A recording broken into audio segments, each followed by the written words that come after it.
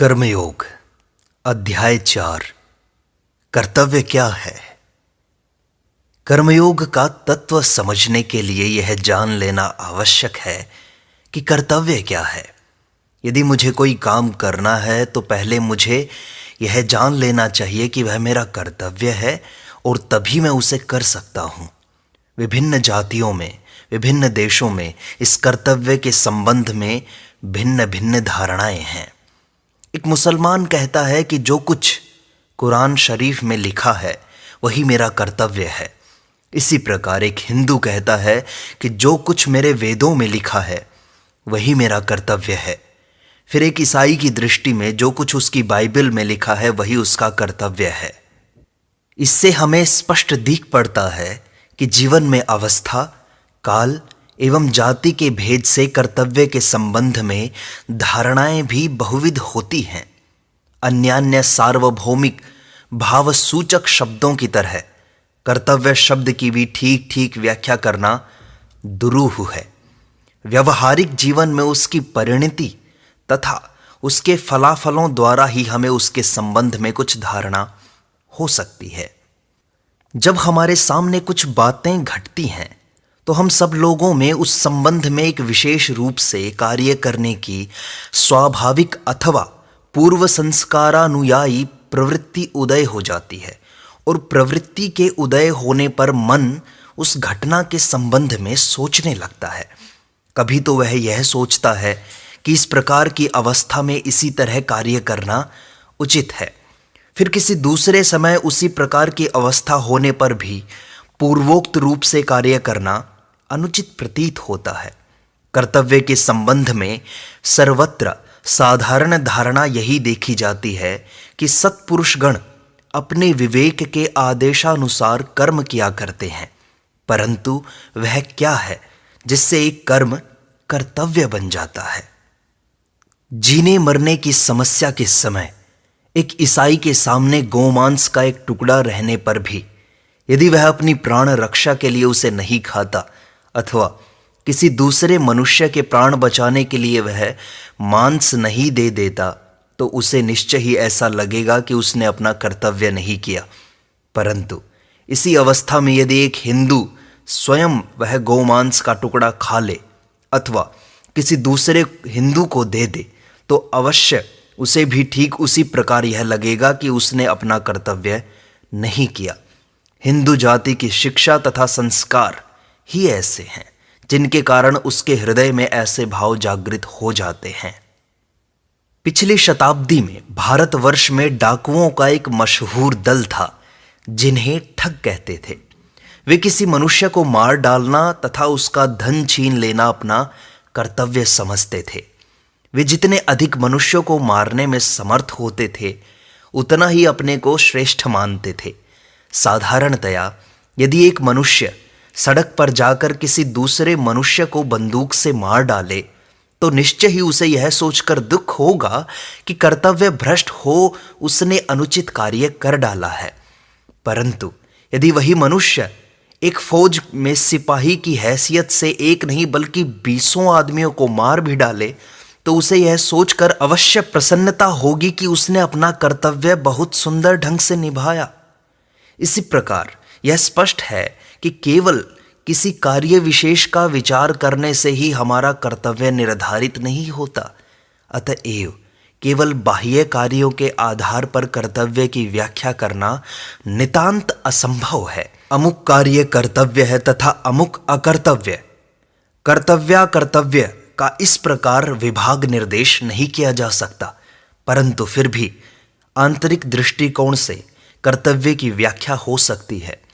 यदि किसी कर्म द्वारा ही हम भगवान की ओर बढ़ते हैं तो वह सत्कर्म है और वह हमारा कर्तव्य है, परंतु जिस कर्म द्वारा हम नीचे गिरते हैं वह बुरा है, वह हमारा कर्तव्य नहीं।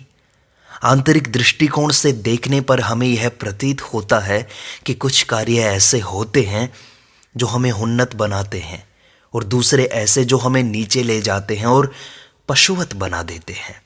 किंतु विभिन्न व्यक्तियों में कौन सा कार्य किस तरह का भाव उत्पन्न करेगा यह निश्चित रूप से बताना असंभव है।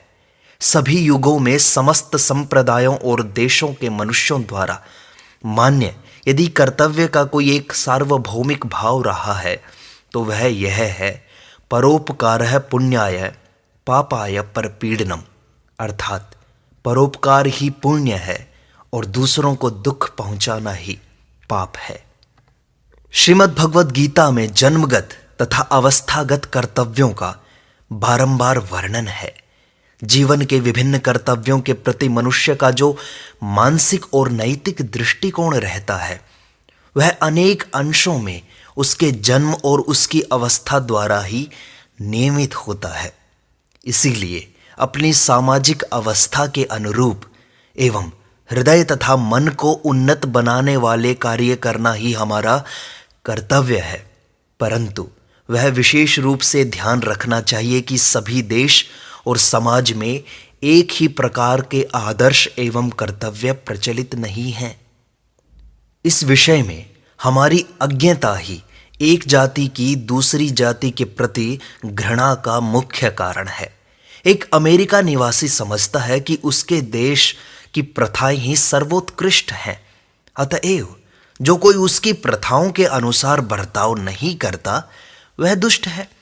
इस प्रकार एक हिंदू सोचता है कि उसी के रस्म रिवाज संसार भर में ठीक है, सर्वोत्तम है, और जो उनका पालन नहीं करता वह तो महादुष्ट है। हम सहज ही इस भ्रम में पड़ जाते हैं और ऐसा होना बहुत स्वाभाविक भी है, परंतु यह बहुत अहितकर है।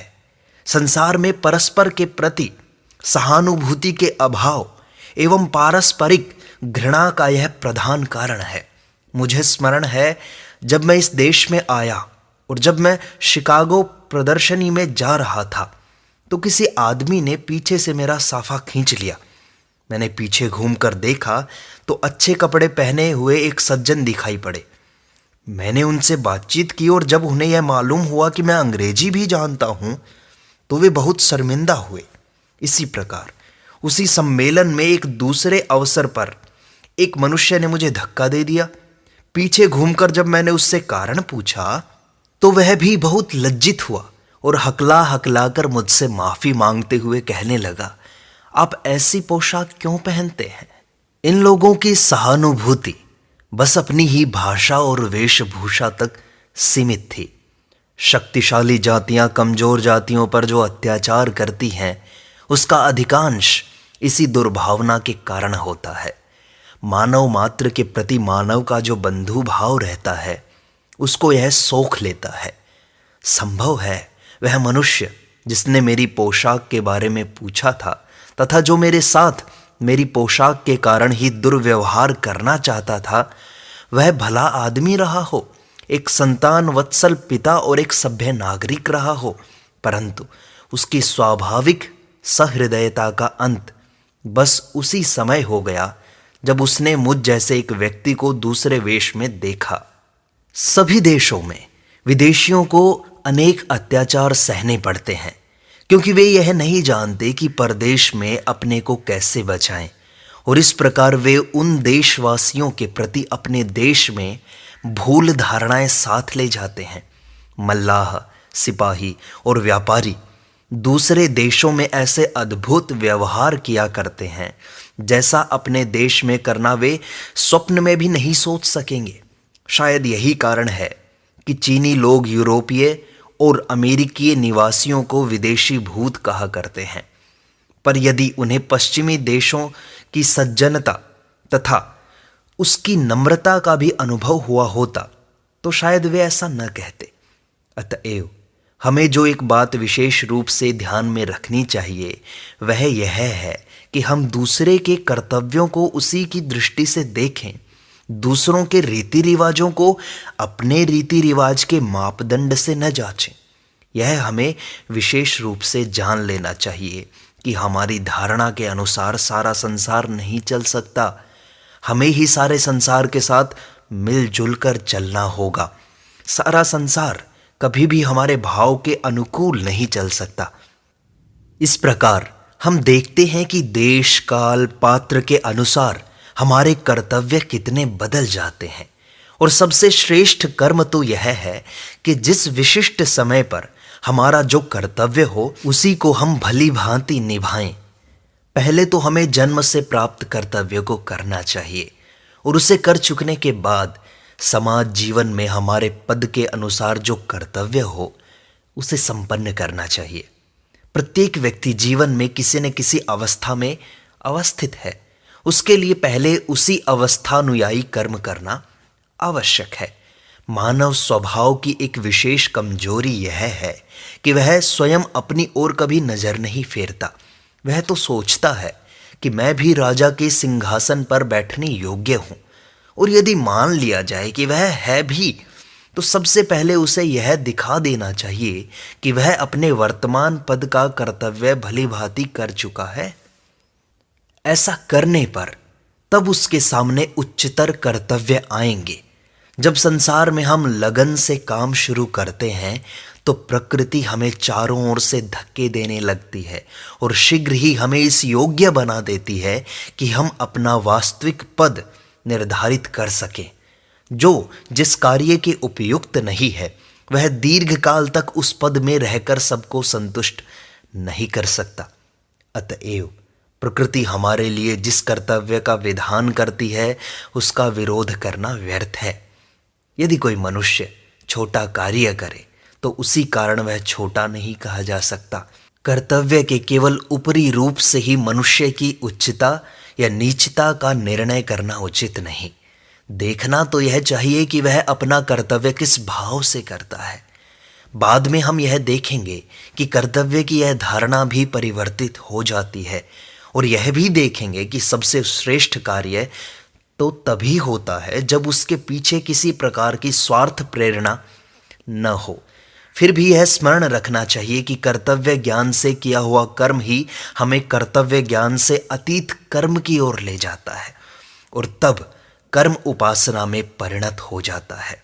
इतना ही नहीं, वरन उस समय कर्म का अनुष्ठान केवल कर्म के ही लिए होता है। फिर हमें प्रतीत होगा कि कर्तव्य चाहे वह नीति पर अधिष्ठित हो अथवा प्रेम पर, उसका उद्देश्य वही है जो अन्य किसी योग का, अर्थात अहंकार को, कच्चे मैं को क्रमशः घटाते घटाते बिल्कुल नष्ट कर देना, जिससे अंत में पक्का मैं आत्मा अपनी असली महिमा में प्रकाशित हो जाए तथा निम्न स्तर में अपनी शक्तियों का क्षय होने से रोकना, जिससे आत्मा अधिकाधिक उच्च भूमि में प्रकाशमान हो सके। नीच वासनाओं के उदय होने पर भी यदि हम उन्हें वश में ले आए तो उससे हमारी आत्मा की महिमा का विकास होता रहता है। कर्तव्य पालन में भी इस स्वार्थ त्याग की आवश्यकता अनिवार्य है।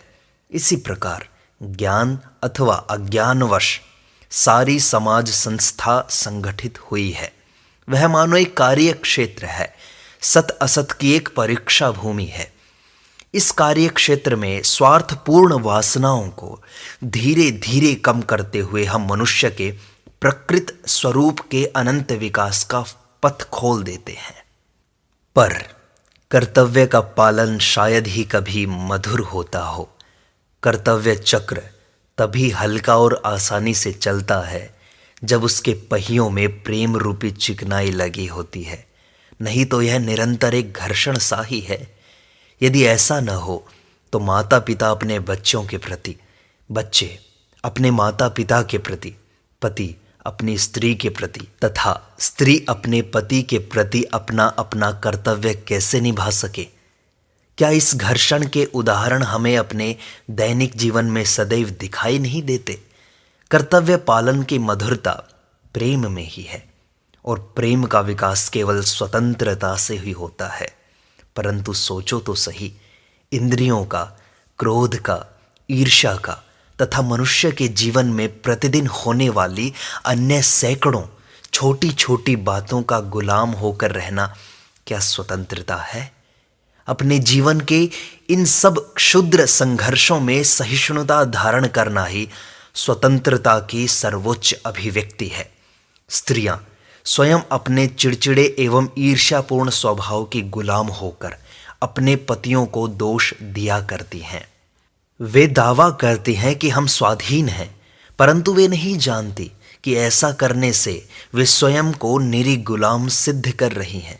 और यही हाल उन पतियों का भी है जो सदैव अपनी स्त्रियों में दोष देखा करते हैं। पावित्र्य ही स्त्री और पुरुष का सर्वप्रथम धर्म है। ऐसा उदाहरण शायद ही कहीं हो कि एक पुरुष, वह चाहे जितना भी पथ भ्रष्ट क्यों न हो गया हो, अपनी नम्र, प्रेमपूर्ण तथा पतिव्रता स्त्री द्वारा ठीक रास्ते पर न लाया जा सके। संसार अभी भी उतना गिरा नहीं है।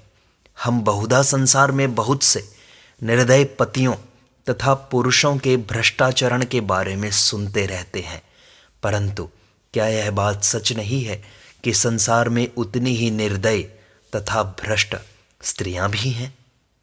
यदि अमेरिका की सभी स्त्रियां इतनी शुद्ध और पवित्र होती जितना कि वे दावा करती हैं, तो मुझे पूरा विश्वास है कि समस्त संसार में एक भी अपवित्र मनुष्य न रह जाता।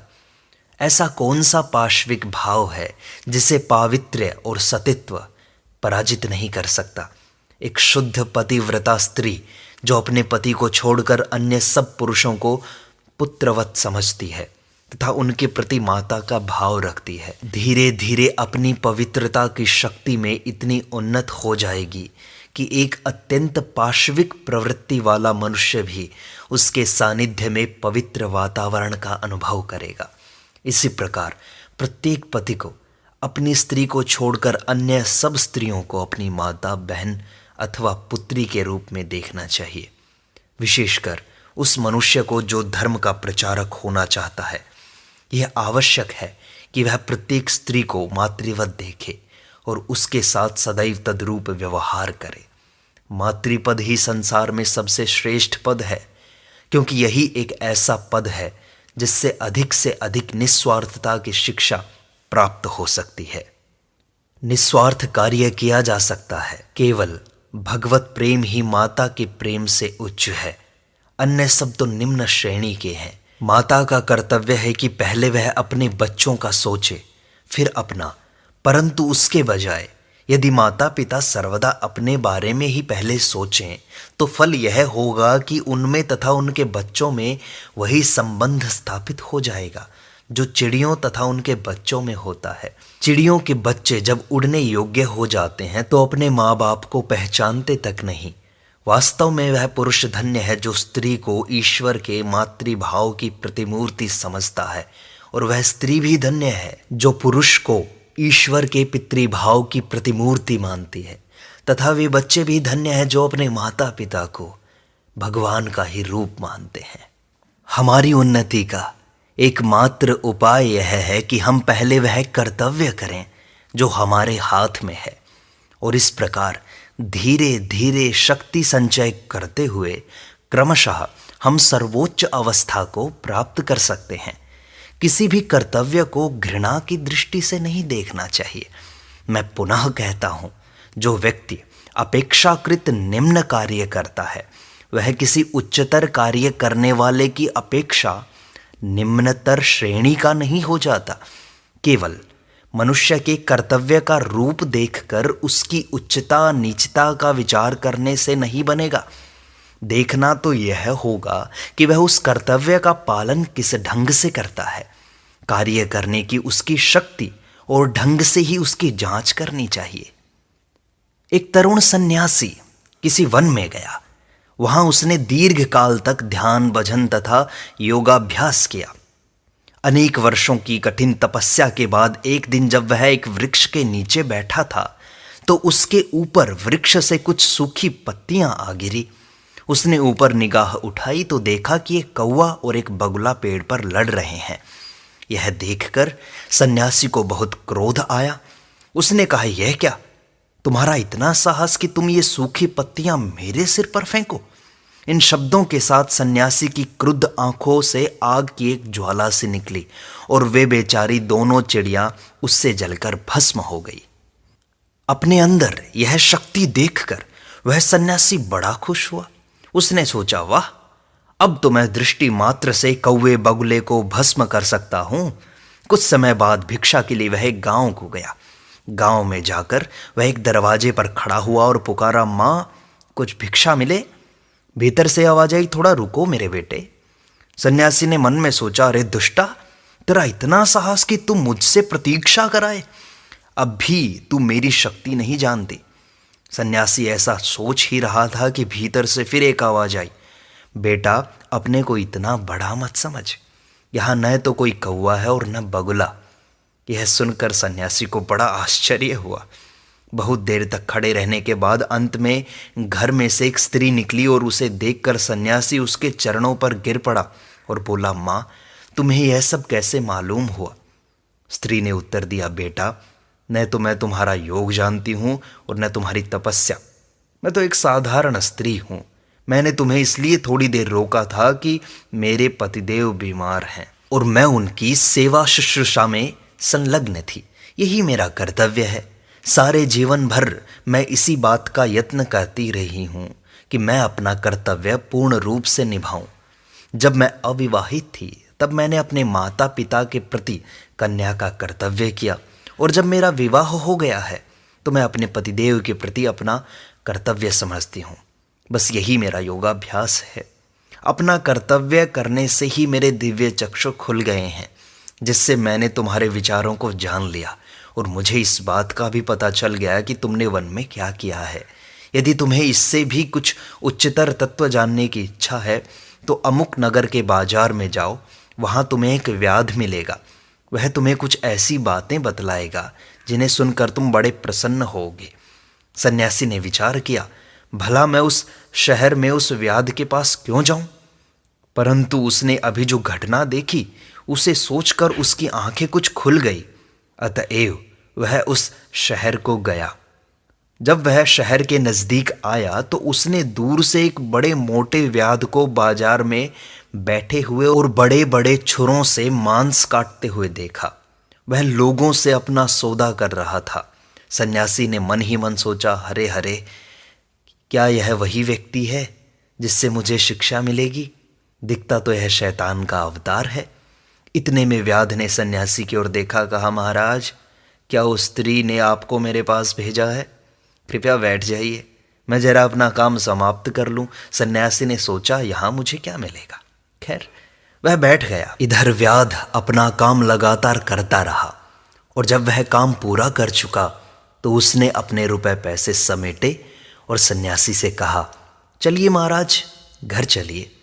घर पहुंचकर व्याध ने उन्हें आसन दिया और कहा, आप यहाँ थोड़ा ठहरिए।